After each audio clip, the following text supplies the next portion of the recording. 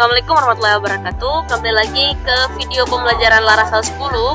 Lanjut untuk part 2-nya, dimana kita akan mencoba membuat function update atau edit. Nah, langsung saja kita lanjutkan project kita sebelumnya. Kita mau di sini ketika kita tekan edit, maka kita dapat merubah atau memanipulasi data yang sudah kita tambahkan tadi. Kita buat supplier ya. Nah, ini. Kalau ini kan belum bisa. Hal pertama yang harus kita lakukan ialah masuk ke dalam controller. Nah, di sini kita harus menambah public function baru, method untuk kita copy saja. Di barang. Nah, ini method untuk tampilkan data yang mau diubah.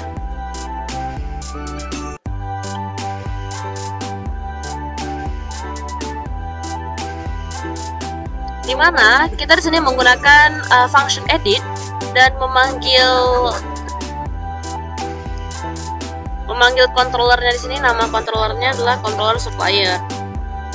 Nah, ini supplier aja. Dan variabel lokalnya itu kita beri supplier aja. Oke. Return view-nya nanti itu tentunya di folder supplier dan file edit. Nah, berarti setelah dari sini kita harus membuat file edit di view-nya. Ini compact juga dari ini ya, variabel supplier.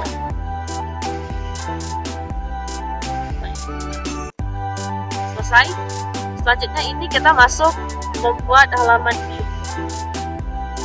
di dalam supplier.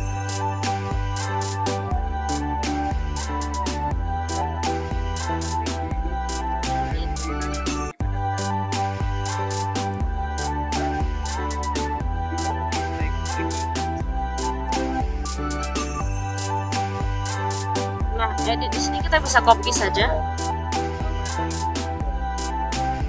Dari ya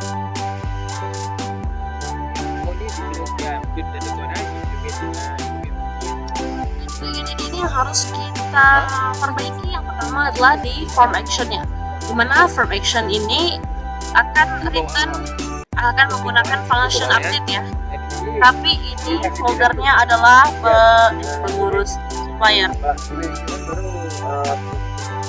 Nah, di sini aksi perubahan data itu berdasarkan ID. Jadi kalau kita mau mengubah datanya itu, maka yang dipanggil data itu berdasarkan ID. Ini tentunya dari variabel supplier. Kemudian kita masuk kepada tabel yang pertama, yaitu kode barang. Kita ganti dengan kode supplier. For ini juga harus kita samakan. Nah, ini kita samakan semua dengan kode underscore supplier.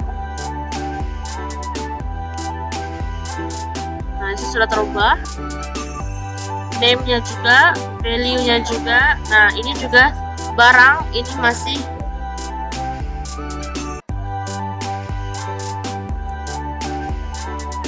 ini supplier. Untuk placeholder-nya kita juga ganti.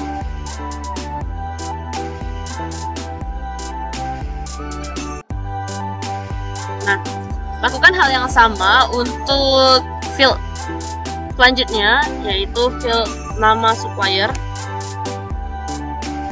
dimana kita juga harus menyamakan dengan yang di model untuk for, name, dan value-nya.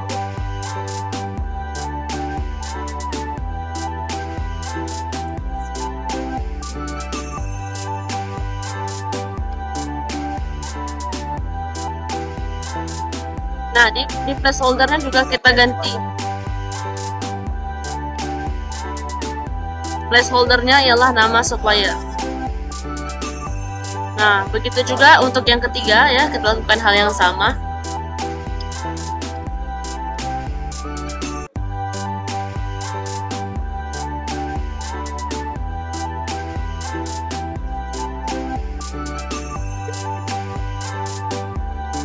placeholdernya jangan lupa kita ganti juga.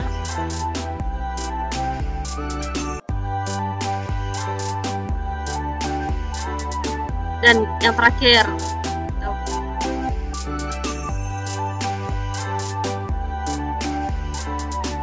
ini kita kontrol D saja sehingga menampilkan semua yang harus kita ubah.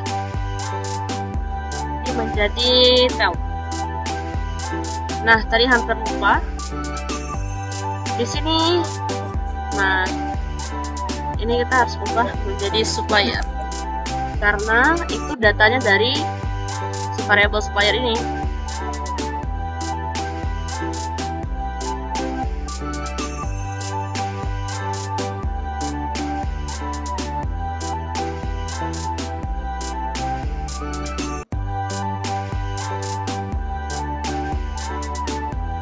Itu juga supplier.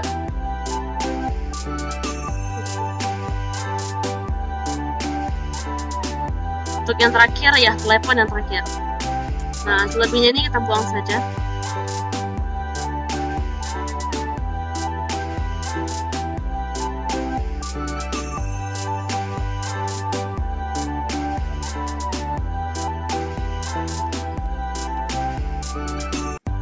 Ini ada supplier.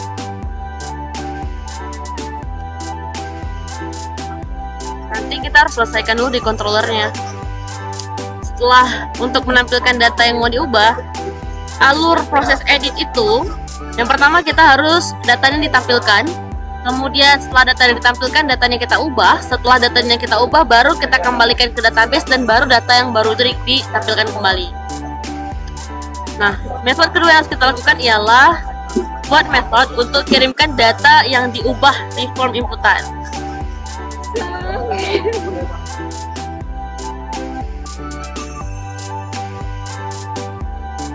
Ini kita pakai di dalam kelas yang sama ya.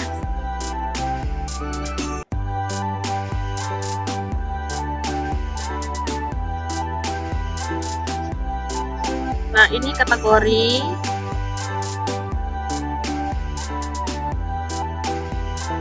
Ini adalah supplier. Nah, tapi ini karena ini adalah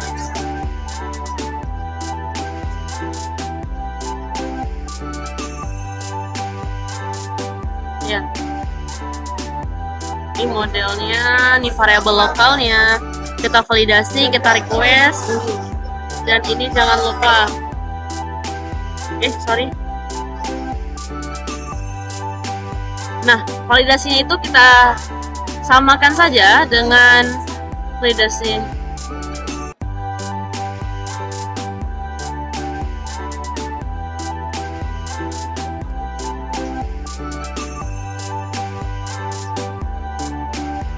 Nah, tapi kita tambahkan ininya. Artinya itu datanya itu dari mana?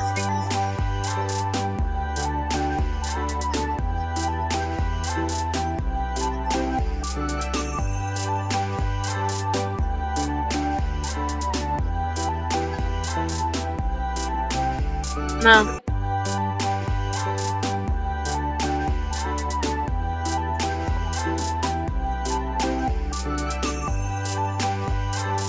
oh, sorry.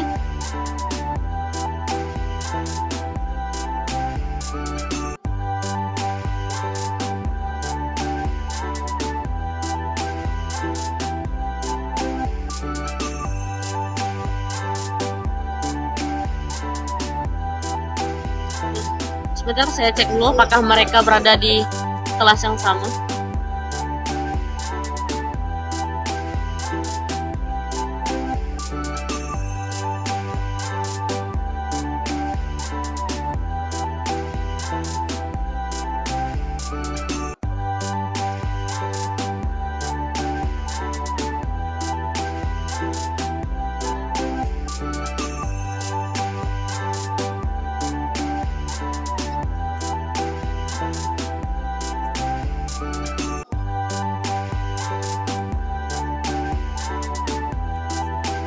Seperti ini untuk validasinya ya, lepas ya, harus sama persis.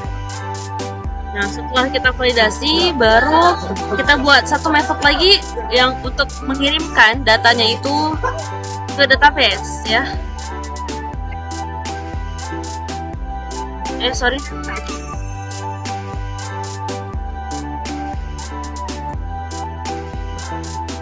Kita copy saja di bagian ini. Ini untuk kita update data. Setelah kita validasi, kalau datanya itu sesuai, maka baru bisa datanya itu kita update. Kita masuk ke sini, kita update dulu. Nah, ini variabel ini sementara ini kita ganti aja langsung dengan supplier. Nah, ini modelnya ya, garis besar.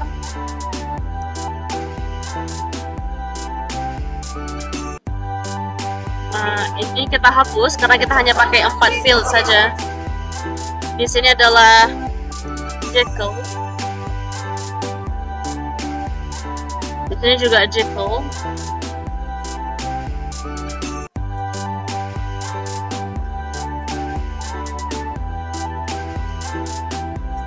Nah, selanjutnya kita seharusnya sudah bisa melihat ya di sini.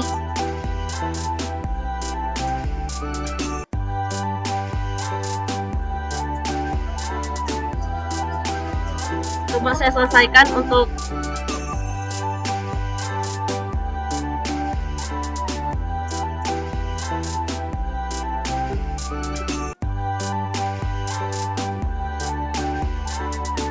ini merupakan pesan redirect ya, untuk mengatakan, untuk memberitahukan kepada kita apakah pesan kita tuh sudah masuk, berhasil kita ubah atau tidak. Nah, di sini if ini harus memenuhi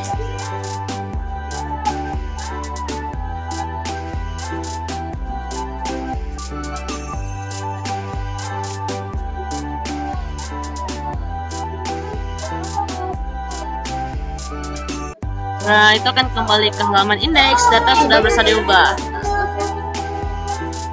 Sebentar. Kita lanjutkan. Rupanya setelah kita selesai membuat 3 function utama untuk update ini, 3 berarti alurnya menampilkan, kemudian diubah, dikirim ke database dan tampilkan kembali. Kemudian di sini kita berikan persamaan if untuk memastikan bahwa data kita itu sudah berhasil atau belum. Nah, sudah selesai controller dan kita juga sudah selesai dengan view edit, maka selanjutnya kita masuk ke indeks supplier untuk memanggil link di sini.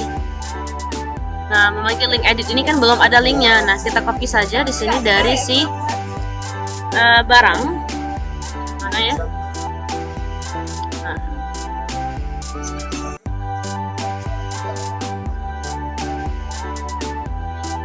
C. Kemudian kita masuk ke supplier. Indeks kita pastikan hyperlink untuk editnya. Nah, di sini barang ini tentunya kita ganti dengan supplier karena return view-nya itu ke folder supplier di editnya, dan variabelnya itu adalah variabel supplier, di mana nantinya kita akan mengubah data berdasarkan ID. Nah, sudah selesai dan seharusnya kita sudah berhasil. Nah, kita sini seharusnya sudah berhasil menekan edit dan masuk ke halaman edit. Kemudian kita coba ganti ini dengan 333. Ini kita tambah E. Ini kita ganti dengan 45 ya. Update dan data kita sudah berhasil diubah ke dalam tabel supplier. Nah, akhirnya kita sudah di penghujung video untuk method update atau mengedit data. Sampai jumpa di video selanjutnya untuk bagian delete dan show detail daripada data.